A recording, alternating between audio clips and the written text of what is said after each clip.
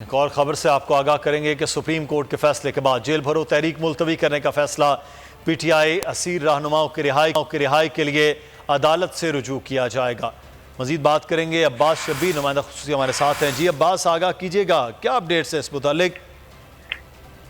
Mudassir, chairman Tehreek Insaf Imran Khan نے اپنے tweet میں جیل بھرو تحریک ملتوی کرنے کا اعلان کیا ہے، لیکن اس کے بعد جو وے فارورڈ ہے، جو سینئر قیادت اور کارکنان اس وقت جیل میں موجود ہیں، جیل بھرو تحریک کے سلسلے میں وہ جیلوں میں گئے تھے، ساری سینئر قیادت جو تحریک انصاف کی ہے، شاہ محمود قریشی، اسد عمر، زلفی بخاری اور جو دیگر ہیں، ان کی رہائی کے لیے عدالت سے رجوع کرنے کا فیصلہ کیا گیا ہے۔ جو پنجاب میں قید رہنماؤں کی رہائی کے لیے ایک مشترکہ طور پر قانونی ٹیم کے ساتھ مشاورت کے بعد ایک پٹیشن تیار کی جا رہی ہے، جس میں ان کی رہائی یا ضمانت کے لیے لاہور ہائی کورٹ یا کسی اور بھی کورٹ سے رجوع کیا جائے گا۔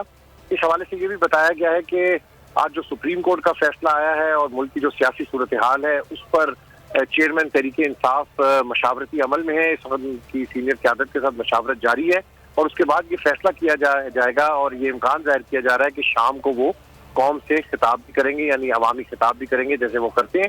تو اس لیے ابھی جو میٹنگ زمان پاک میں چل رہی ہے، اس میں مشاورت کے بعد حتمی طور پر خطاب کا فیصلہ کیا جائے گا۔ ٹھیک ہے، خطاب کا جو ہے وہ فیصلہ بھی حتمی طور پر کیا جائے گا مشاورت کے بعد کہ عمران خان آج خطاب کرتے ہیں نہیں۔ بہت شکریہ عباس آپ کا۔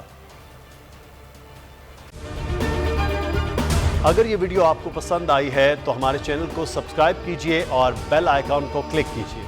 امپورٹڈ حکومت اور ان کی ہواریوں کی عدلیہ کے خلاف ہرزہ سرائی، مریم نواز کی عدلیہ اور فاضل جج صاحبان پر شدید تنقید۔ اس گھناؤنی سازش کو بے نقاب کرنے پر بول کو ایک دفعہ پھر نشریات کی بندش کا سامنا کرنا پڑ رہا ہے۔ بول عدلیہ کی عزت کے لیے کھڑا ہے اور کھڑا رہے گا۔ سبسکرائب کریں اور بیل دبائیں تاکہ کوئی خبر رہ نہ جائے۔